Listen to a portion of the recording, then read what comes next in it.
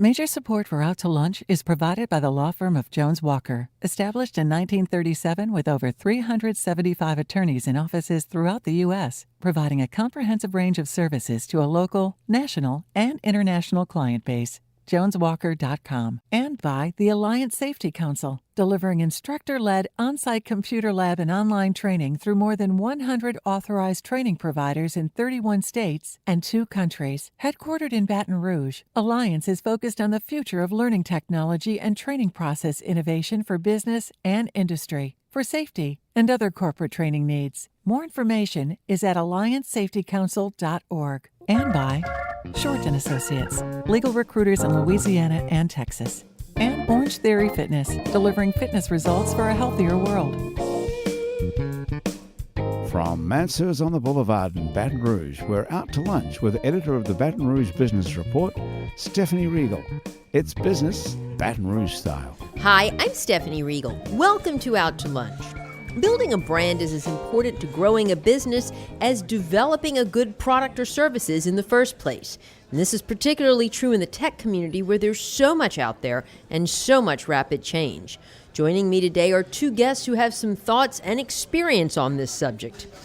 On the branding side is Stafford Wood, one of the most talented women in Baton Rouge and the founder and owner of Covalent Logic, a full-service integrated communication firm that specializes in branding, corporate communications, graphic design, web design, PR, and crisis communications.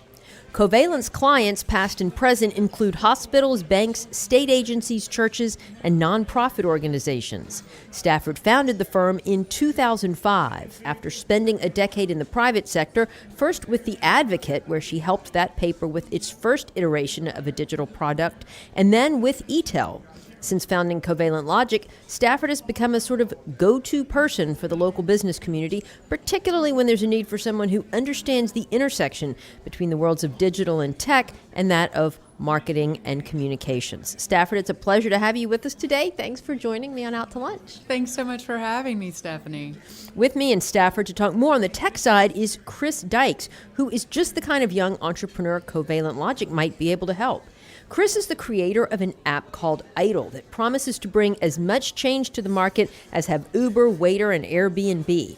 The Eatel app connects users to an online renting community of underused or idle goods, say like a pressure washer or a crawfish boil set that you might only use a few times a year and could monetize by renting out to others. It's been around since 2017 when Chris and his software firm was brought on board by Eatel's founders to develop the app. Today, he still has the software firm and is a part owner of Eatel, which has facilitated hundreds of deals in the Baton Rouge area and has more than 2,000 users and growing. The idea is to eventually expand to other markets and also to launch a delivery service. Chris, it is the coolest story. Thanks for being here today to tell us more about it. Thanks for having me.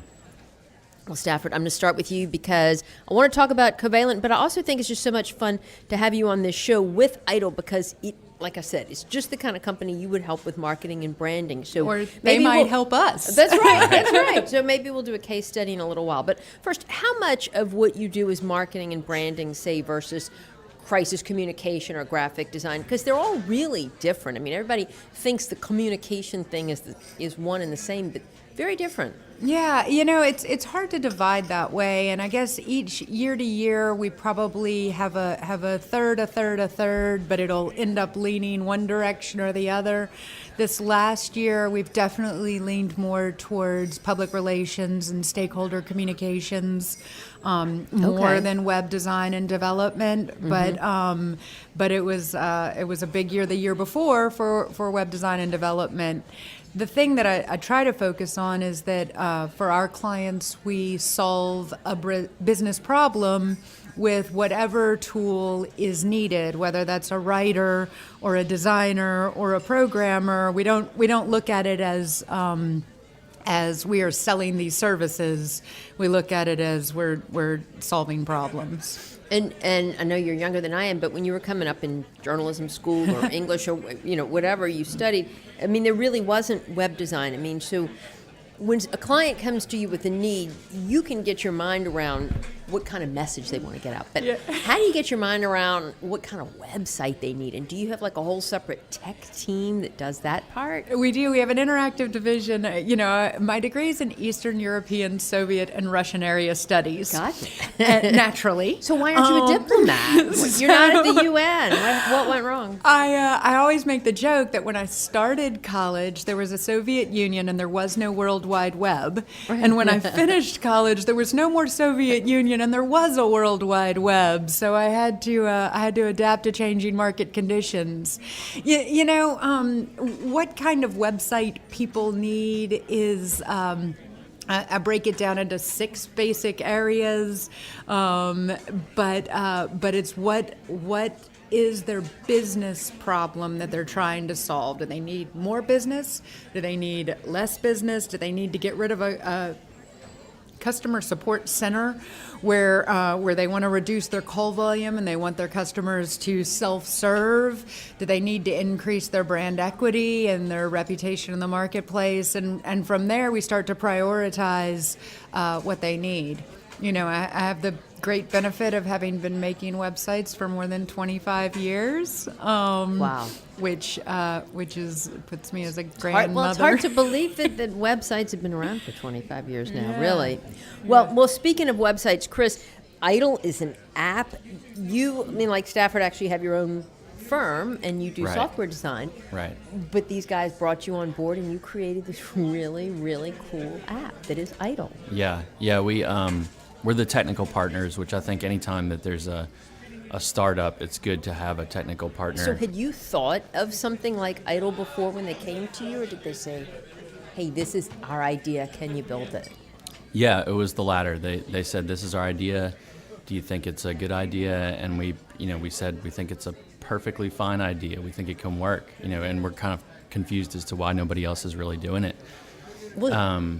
Which there was nobody that we could find at the time, and since then, one company has surfaced out of London, and they've kind of started to migrate over to the States. But it's good to have competition, and it's good that they've kind of proven the model a little bit while we were doing the development at the time. But one of the things that we're kind of trying to do is stay in the middle markets at least, because there's definitely a geographic component to it. You've got to market to a geographic area and kind of have adequate inventory in a geographic area for it to kick off and for people to be interested in it.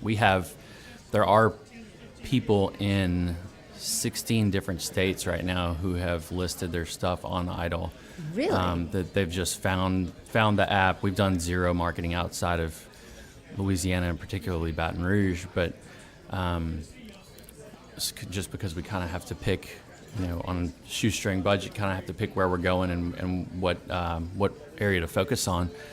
But people are looking for something like this, and we've had people in 16 states list items for rent, but it's kind of hard if there's not a whole bunch of stuff for people to look at and to look through. If it's Well, just that a was few my items. question: was how was the word getting out there? And you say it's just viral. Literally. Yeah. There's definitely a viral component to it. Within Baton Rouge, just the word has been getting out, and people have been listing their items, but we've been doing a little bit more to spawn the growth here in Baton Rouge, because we want to prove the concept here and then expand to other markets. Speaking of growth, Stafford Covalent has grown a lot over the years.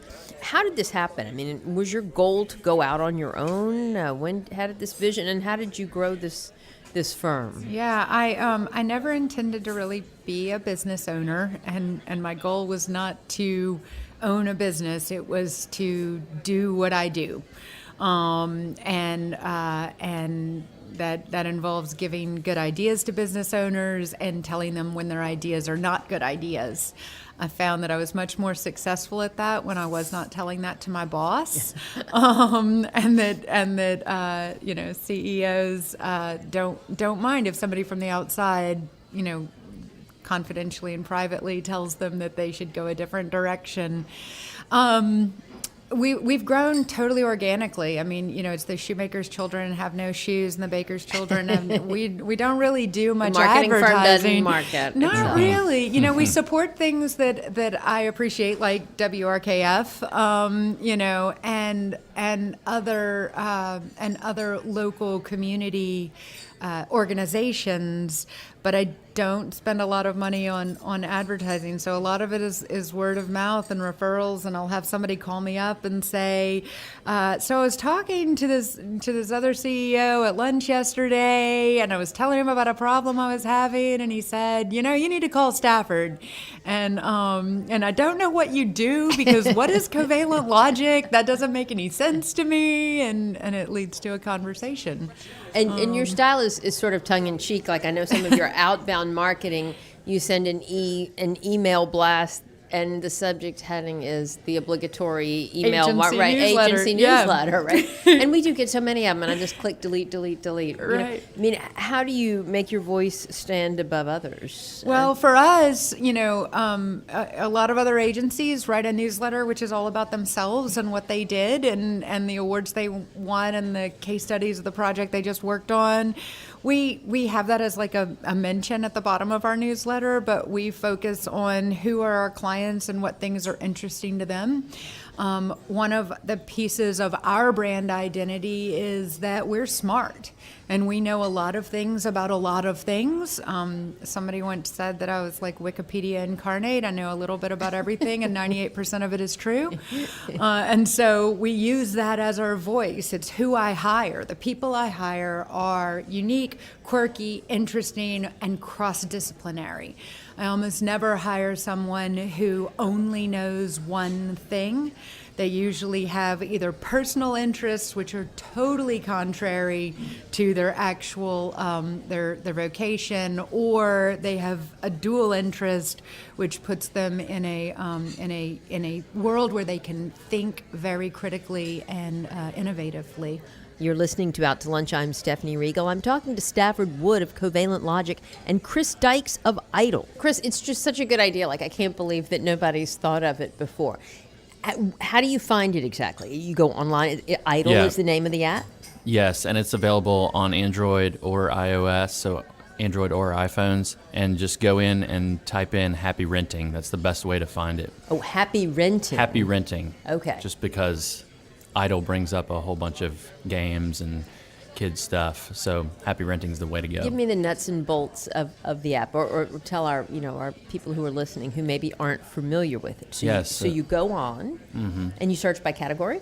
So you can search by pretty much anything. You can just type in whatever it is that you're looking for, and it'll pull it up if it's in the local area. If it's not, it'll pull up something hopefully similar. But you can list items that you have that you don't use very frequently. There's great tailgating stuff and party supplies. Yeah, there's a lot of tailgating. Right. The thing you bought that time for that big party. The luau set, right? And the tiki torches. Right. There's a lot of things that people would never think about renting, and we've kind of thought about it in this way, that the rental market is kind of like the taxi cab market was with Uber, where people didn't really use taxi cabs that much unless you were in an area where, unless you were in New York City or right. DC or somewhere like that. But renting's kind of the same. People don't really rent that much stuff. But when you go on there and you see, a fire pit or this bonfire thing that I rented because I thought it was really cool and I had thought about it, but it's kind of an expensive one. And I was like, I don't know, I kind of want to try it out before I buy it. So the renters price the goods themselves? They price them themselves. And what we actually did, they can change. We set a recommended price just based on a percentage of the value that you say it's worth. Okay. And kind of depending on which range of value it's in. But we thought we could just trust everybody immediately to set values, but set their own rates with no guidance. But they needed help. They were kind of. It turns out people were needed a little bit of assistance with. Okay, if you price it in this range, people will probably rent it as opposed to half of its total value to rent it for a day. Yeah. It's like a garage sale. Right. So is there an issue with I mean, how do you ensure that people don't abuse the goods that they rent, or that they return them in good shape? Yeah, we have a number of methods. One is to you can require a deposit, and you can set the deposit amount, and then that can be used if there's some sort of issue. Also, there's a dispute resolution process within the app. So if you return it and there's some issue with it, they can say, basically it asks what would it take to make this situation whole, and if the owner says, it would take $50, we've already got the credit card information. If they agree to it, then it goes straight into, charge the card, $50, everything's good, move on. If they don't agree to it, then we've got something that we need to follow up on. We put a lot of precautions in place for that sort of thing, but we've had really good experiences, and I almost feel like we thought too much about all the negative things that people would do. Because people probably And inherently want to take people care of are somebody else's stuff, amazingly right? respectful of other people's stuff in this type of situation. At least in this community, among the users. Gives me faith in humanity. Yeah, I've leased my car through Turo, and people were amazing about that. Yeah. It's Really? it's Airbnb, but for your car, and Right. And that's kind of the Turo and Airbnb are really the only two. We're like filling in the gap of everything else. So anything other than cars and your the place that you live in, you can rent out anything else through Eatel. But yeah, I really feel like that's actually a really nice way to position the app, right? It is. Right. Because you're positioning it with two strong brands that Right, people who've are proven a familiar with, concept. who have proven the concept to say we're the caulk in between Right. these things. What's the most unusual thing that you've seen posted for rent? There's some interesting things. Probably the most interesting that rents a lot is the cotton candy machine. Oh, Turns out there people you need go. those a lot. Or if they have access to Who'd one, have they're gonna thought? kids' Right. birthday parties, kid events. It's always fun to have cotton candy. And y'all just take a fee off of the top, right? That's how. Yeah, we that's just how take Eatel gets paid. 15% fee. It's a simple revenue model. Just 15% of the total rental cost. Stafford, talking about things like Eatel or Turo, I mean, this disruption economy is changing so fast. How do you, as somebody like Chris might come to, keep up with it all and get your head around not just a new idea, but like the whole model has changed, right? I Right. mean, the whole paradigm has shifted. Well, and everything is constantly changing. That's, Right, that That's too. why it's so We important to finally be get able the to Eatel thing figured out, and we're on to the next thing, right? Right. It's important to be able to read, write, and think, challenge, question, figure out what are the implications of this. What's the spectrum of what could happen because of it, and just looking at marketing in general.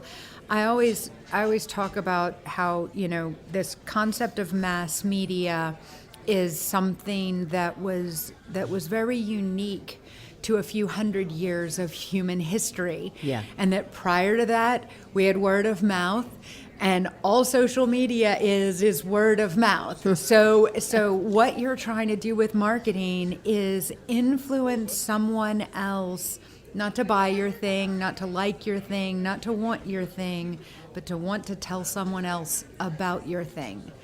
So it is all about incepting an idea in someone else of, this is so cool, I need to tell someone about it. Because everyone who hears about Eatel, they may not go on and rent something right now today, they may not need it today, they may not be interested in it today, but once they hear about it, they want to tell someone else about it, and eventually after they tell 10 people, one person's going to want to rent, and the other 9 will over the next 2 years. That's a great way of thinking about it. Yeah. It really is. I mean, and word of mouth doesn't change. Yeah. People are interested in ego, emo, and info. Information, emotional change, and something that makes you look smarter, better, richer, prettier than everybody else. That's a great way of thinking about That it. is So, true.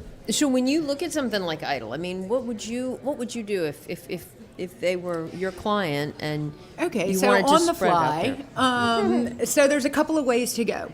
One way is to specifically try to brand, to take what I was saying earlier, what Right. your statement about from Tour to Airbnb, where everything in between, to kind of do the Amazon model of A to Z.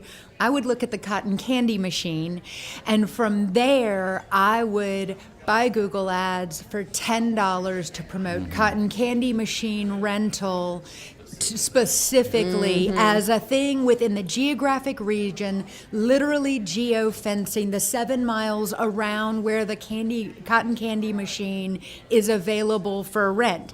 And then I go and I look at something else, and if I'm a business person, then I'm looking at what's renting for the highest rates and what's renting most frequently.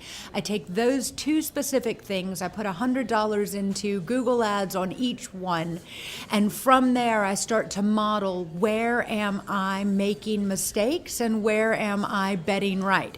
The beautiful thing about online advertising is that it's low stakes, low entry, and you can experiment.